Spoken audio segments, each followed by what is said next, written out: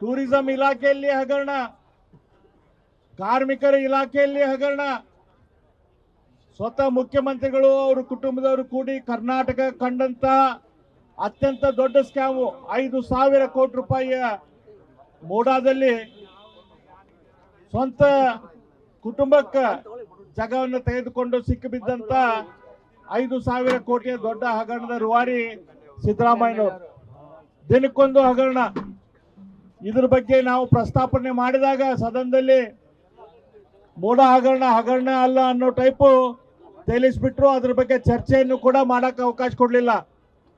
ಭಾರತೀಯ ಜನತಾ ಪಕ್ಷದ ಕಾರ್ಯಕರ್ತರ ಜನರ ಬೇಡಿಕೆಗೆ ಅನುಗುಣವಾಗಿ ಜನರಿಗೆ ಸ್ಪಂದನೆ ಮಾಡಲಿಕ್ಕೆ ನಾವು ಬೆಂಗಳೂರಿನಿಂದ ಮೈಸೂರು ತನಕ ಇದ್ರ ಬಗ್ಗೆ ವಿಶೇಷ ಯಾತ್ರೆ ಮಾಡಿದಾಗ ಕೂಡ ಈ ಯಾತ್ರೆಯಿಂದ ಏನೂ ಆಗುವುದಿಲ್ಲ, ಇದರಲ್ಲಿ ನಾನು ಇನ್ವಾಲ್ವ್ ಇಲ್ಲ, ನಮಗೇನು ಸಂಬಂಧ ಇಲ್ಲ ಅನ್ನುವಂಥ ಬಂಡತನ ಮುಖ್ಯಮಂತ್ರಿ ಸಿದ್ದರಾಮಯ್ಯನವರು ಪ್ರದರ್ಶನ ಮಾಡಿದರು. ಗವರ್ನರು ಇದ್ರ ಬಗ್ಗೆ ಎನ್ಕ್ವೈರಿ ಮಾಡ್ಬೇಕಂತ ಹೇಳಿ ಕೊಟ್ಟಾಗ ಗವರ್ನರ್ ಮೇಲೆ ಆರೋಪ ಹೊರಿಸಿದ್ರು. ದಲಿತ ಸಮಾಜದಿಂದ ಬಂದಂತ ಗವರ್ನರ್ ಮೇಲೆ ಇಲ್ಲ ಸಲ್ಲದ ಆರೋಪ ಮಾಡಿದರು. ಅದರ ಗವರ್ನರ್ ಆದೇಶದ ಮೇಲೆ ಹೈಕೋರ್ಟ್ ಹೋದ್ರು.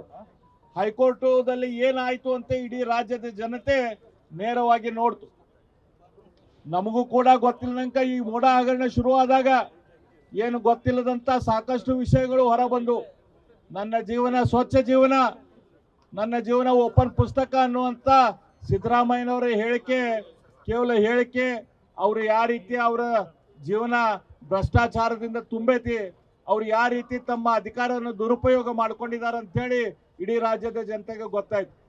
ಇವತ್ತು ಅವ್ರಿಗೆ ಹೈಕೋರ್ಟ್ ಒಂದು ರೀತಿ ಚಿಮಾರಿ ಹಾಕಿ ಗವರ್ನರ್ ಮಾಡಿದಂತೆ ಎನ್ಕ್ವೈರಿ ಎತ್ತಿ ಹಿಡಿದಾಗ ಜನಪ್ರತಿನಿಧಿಗಳ ನ್ಯಾಯಾಲಯ ಕೂಡ ಅವ್ರಿಗೆ ಒಂದೇ ದಿನದಲ್ಲಿ ಎನ್ಕ್ವೈರಿ ಮಾಡಕ ಲೋಕಾಯುಕ್ತಕ್ಕೆ ಹಾಕೈತಿ.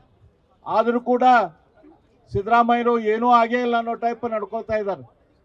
ಆ ರೀತಿಯ ಪೋಸಿಂಗನ್ನು ಮಾಡ್ತಿದ್ದಾರೆ. ಅವ್ರು ಕೇಳ್ತಿದ್ದಾರೆ ಯಾರು ದೇಶದಲ್ಲಿ ಯಾರು ಬೇರೆಯವ್ರು ಯಾರು ಭ್ರಷ್ಟರಿಲ್ಲ ಅಂತ ಹೇಳಿ. ಸಿದ್ದರಾಮಯ್ಯನ ದೇಶದಲ್ಲಿ ಬೇರೆಯವರು ಭ್ರಷ್ಟಾಚಾರ ಇಲ್ಲೋ ಅದನ್ನು ಜನ ಕೇಳುವುದಿಲ್ಲ. ಇವತ್ತು ಮುಖ್ಯಮಂತ್ರಿ ಆಗಿ ಕರ್ನಾಟಕ ರಾಜ್ಯದ ಮುಖ್ಯಮಂತ್ರಿ ಆಗಿ ನೀವು ಏನು ಭ್ರಷ್ಟಾಚಾರ ಮಾಡಿರಿ ಅದ್ರ ಸಂಬಂಧ ನೀವು ಮನೆಗೆ ಹೋಗ್ರಿ, ಎನ್ಕ್ವೈರಿ ಆಗಿ ಕ್ಲೀನ್ ಚಿಟ್ ಬಂತಂದ್ರೆ ನೀವು ಇಲ್ಲಿ ಬಂದು ಕುತ್ಕೋರಿ, ನಮಗೇನು ಪ್ರಶ್ನೆ ಇಲ್ಲ.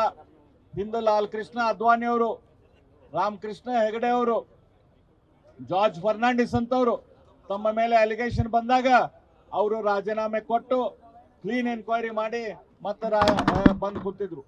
ನೀವು ಶಿಬು ಸೂರ್ಯನು ಆ ಅರವಿಂದ್ ಕೇಜ್ರಿವಾಲ್ ಅಂಥವ್ರ ಉದಾಹರಣೆ ಕೊಟ್ಟು ಅವ್ರೇನು ಜೈಲಿಗೆ ಹೋಗಿಲ್ಲ, ಜೈಲಿಗೆ ಹೋದು ಅವ್ರು ಮುಖ್ಯಮಂತ್ರಿ ಆಗಿಲ್ಲ ಅನ್ನುವಂಥ ಮನಸ್ಥಿತಿಯಲ್ಲಿ ಬರಬೇಡ್ರಿ. ಕರ್ನಾಟಕದ ಜನತೆ ಕರ್ನಾಟಕದ ಮುಖ್ಯಮಂತ್ರಿ ಜೈಲಿನಲ್ಲಿ ಕೂತ್ಕೊಂಡು ವಿಧಾನಸೌಧ ನಡೆಸೋದು ಎಕ್ಸ್ಪೆಕ್ಟ್ ಮಾಡೋದಿಲ್ಲ.